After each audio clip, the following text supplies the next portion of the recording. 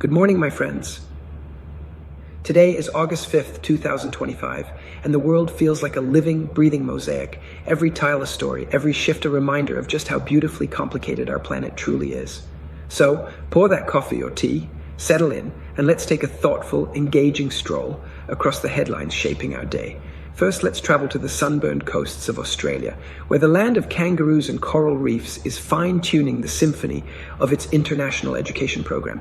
The government is raising the cap on foreign student spots to 295,000 for 2026, 25,000 more than this year. Ambitious? Certainly, but it's not just about numbers. This is Australia orchestrating a delicate dance between welcoming the world and protecting its own resources. Public universities now have a golden opportunity to expand, as long as they deepen connections with Southeast Asia and provide safe, comfortable accommodations for both homegrown and international students. And here's a clever twist. Students progressing from Aussie high schools and vocational pathways into universities won't even count against the cap. It's a nod to education as a bridge, local and global, practical and aspirational, all at once. Meanwhile, in the high-stakes chess game of geopolitics, Russia and the United States continue their cautious dance.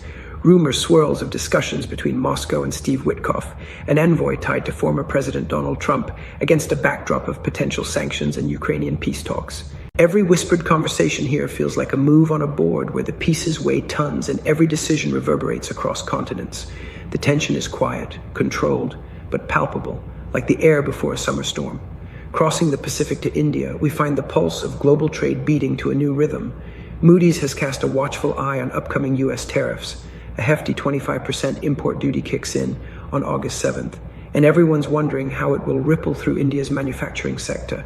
Yet amid these waves, India's own domestic demand remains a rock of resilience. It's a vivid reminder of the global balancing act.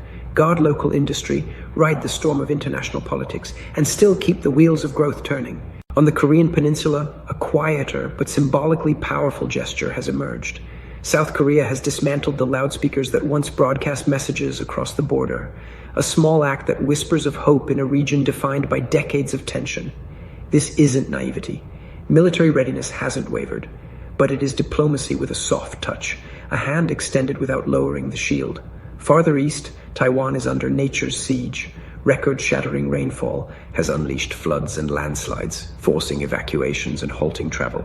It's a stark reminder of how swiftly climate can upend lives and how urgent resilience has become in a century where extreme weather feels less like an exception and more like a rhythm we must learn to anticipate. Then a somber shadow falls over the southern coast of Yemen, where 68 Ethiopian migrants lost their lives in a devastating boat tragedy.